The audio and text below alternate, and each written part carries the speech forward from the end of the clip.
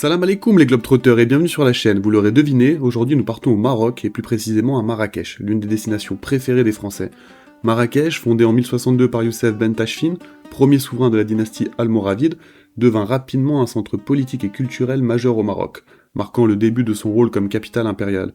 Au fil des siècles, elle passa sous le contrôle des Almohades, puis des Mérinides et des Saadiens, alternant périodes de gloire et de déclin, tout en conservant son statut de ville rouge emblématique grâce à ses remparts et son architecture influencée par les dynasties berbères. Quelles sont les meilleures périodes pour partir ? Les meilleures périodes pour visiter Marrakech sont le printemps, de mars à mai, et l'automne, de septembre à novembre, avec des températures agréables, entre 20 et 30 degrés, peu de pluie et moins de foule, idéal pour explorer les sites sans la chaleur étouffante. Évitez l'été, de juin à août, pour les fortes chaleurs pouvant dépasser 40 degrés, et l'hiver, de décembre à février, pour les soirées plus fraîches, bien que janvier et novembre offrent bien souvent des deals intéressants si vous tolérez des températures plus basses. Le visa. En 2026, les ressortissants français ainsi que nos amis les Suisses et les Belges sont exemptés de visa pour des séjours touristiques de moins de 90 jours au Maroc, à condition d'avoir un passeport valide d'au moins 3 mois après l'arrivée. Prix de l'avion. Depuis Paris, les prix pour un aller-retour en 2026 varient entre 50 à 150 € en moyenne pour des directs avec 3h30 de vol via Ryanair ou EasyJet. Avec escale, comptez 6 à 10 heures et des tarifs dès 40 €. Depuis Bruxelles, c'est un peu moins cher avec des billets aux alentours de 30 à 100 € pour des vols directs 3h30 en moyenne, et vous pourrez trouver même des billets à partir de 20 € avec escale via Madrid ou Lisbonne pour un trajet de 5 à 7 heures. Depuis Genève, on est entre 50 et 100 €, 3h15 de vol, via EasyJet ou Swissair, et à partir de 40 € avec une escale de 5 à 8 heures. Je vous conseille de vous rendre sur Skyscanner pour comparer les prix. Transport aéroport centre-ville. Deux possibilités s'offrent à vous. Taxi officiel le plus simple et rapide, recommandé pour la plupart, disponible à toute heure devant les arrivées terminal numéro 1 et 2, prix entre 7 et 15 € le jour pour un petit taxi jusqu'à 4 personnes vers la Médina, et entre 10 et 20 € la nuit, après 20 h car surcharge de 50%. Temps estimé 20-25 minutes. Petite astuce, négociez ou confirmez le prix avant de monter et prenez un petit taxi beige pour le centre, pas les grands taxis pour les intervilles. Si ton hébergement est dans la Médina, le taxi te dépose à une porte proche. Pas dedans car les rues sont trop étroites. La deuxième solution, c'est le bus public ligne 19, départ à la sortie et des arrivées toutes les 30 minutes et qui rejoint le centre-ville en une quarantaine de minutes avec plusieurs arrêts.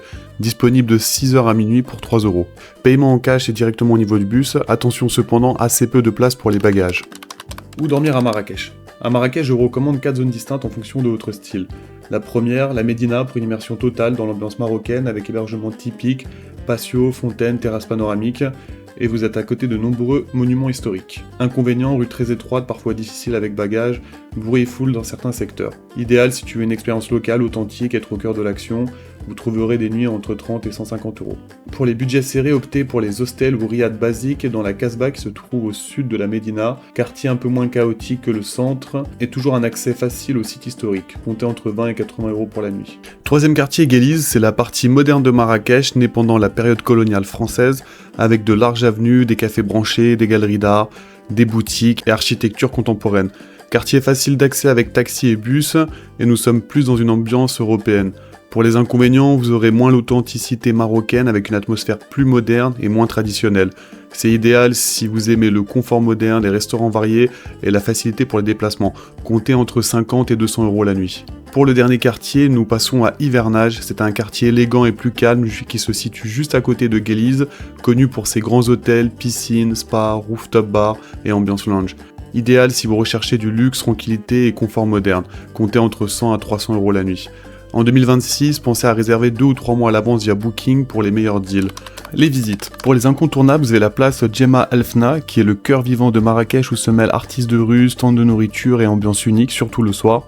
2 mosquées à visiter, Koutoubia, la plus grande mosquée de la ville, symbole de Marrakech, visible depuis presque partout, et la mosquée Mouhassine, élégante mosquée du XVIe siècle, située au cœur de la Médina, connue pour son architecture sobre et son ancien complexe hydraulique.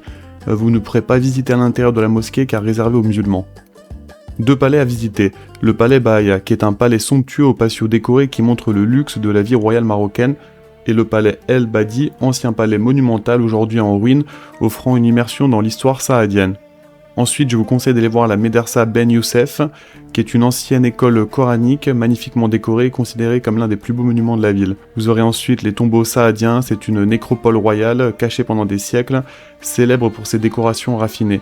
Puis le dôme des Almoravides, monument du XIIe siècle, qui est le plus ancien de Marrakech, célèbre pour ses décors sculptés et son importance historique. Jardin et musée, si vous avez le temps, je vous recommande d'aller visiter ces 4 musées. Le musée de Marrakech, installé dans un ancien palais, ce musée présente l'art marocain traditionnel et contemporain dans un cadre architectural remarquable.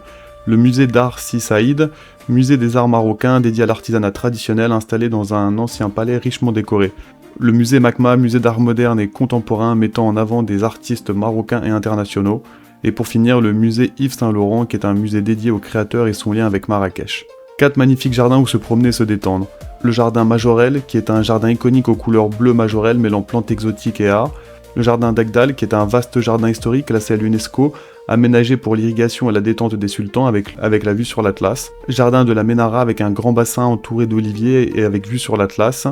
Et pour finir, le jardin secret qui est un jardin restauré au cœur de la Médina, parfait pour une pause calme. La Médina et les souks. Les souks de Marrakech ont une véritable caverne d'Ali Baba. Babouches, sacs, bijoux, art de table et poterie, le savoir-faire des artisans marocains est riche et sophistiqué. Les 3 souks que je vous recommande à faire à Marrakech sont le souk Semarine, le souk des teinturiers et le souk Adadine.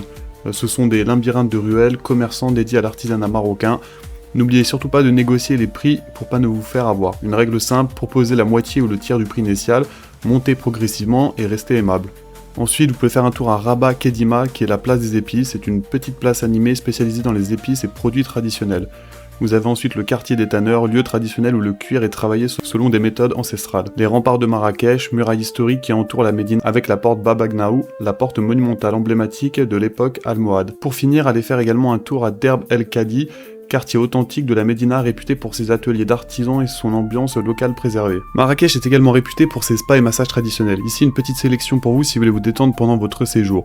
Le hammam de la Rose à Médina, authentique, propre, idéal pour une première expérience. Les bains de Marrakech, traditionnels mais confortables. Le hammam Dar El Bacha, hammam populaire 100% local, très authentique. L'héritage spa avec un bon rapport qualité-prix. Le hammam Ziani, plus local et abordable. Et pour finir, la Mamounia Spa, expérience haut de gamme. Je vous ai également concocté une liste avec 4 guinées spectacles marocains, le plus célèbre étant Chez Ali avec danse, chevaux et folklore. Ensuite vous avez Dar et Salam, tradition, gastronomie et spectacle élégant. Le comptoir d'Arna, dîner chic avec danse orientale. Et pour finir, le palais Jeanne Mahal, ambiance festive et raffinée. Ici, une liste des rooftops incontournables. Le Nomade, avec une vue incroyable sur la Médina. Le Café des Épices, avec la vue sur la place des Épices. Le Cabana Rooftop, ambiance lounge pour un coucher du soleil parfait.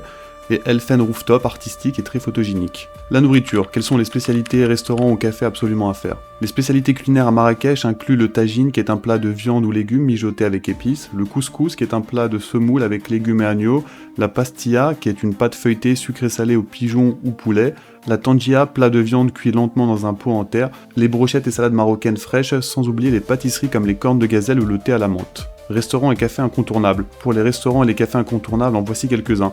La Maison Arabe pour une cuisine marocaine raffinée, menu entre 50 et 80 euros. Neema Couscous pour un couscous authentique et abordable entre 10 et 15 euros. Le Nomade Café pour des plats modernes avec vue rooftop entre 15 et 25 euros. Chez Lamine Hadj Mustapha pour des tangia traditionnels environ 10 euros. Et le Jardin pour un brunch ou café dans un cadre verdoyant compté entre 10 et 20 euros. Et je vous conseille de vous rendre à la place Djema Elfna pour goûter à la street food. Petit conseil, la monnaie locale et le dirham marocain, prévoyez du cash car la carte n'est pas acceptée partout, notamment au souk ou une banque en ligne comme Revolut pour payer à l'étranger sans frais. Les prises électriques sont identiques à celles en France et Belgique, donc pas d'adaptateur nécessaire. Niveau sécurité, Marrakech est globalement sûr pour les touristes, mais restez vigilants contre les vols à l'arraché et les arnaques mineures comme les faux guides. Une vigilance accrue est recommandée dans les zones bondées comme la Médina. Le français est largement parlé, surtout dans les zones touristiques, facilitant les échanges. Buvez de l'eau en bouteille pour éviter les troubles digestifs, respectez les coutumes, tenue modeste, pas de nourriture en public pendant le ramadan, qui sera du 17 février au 19 mars en 2026. N'oubliez pas de vous abonner et d'activer la cloche, et sur ce, je vous dis à bientôt pour de prochaines vidéos les Globetrotters.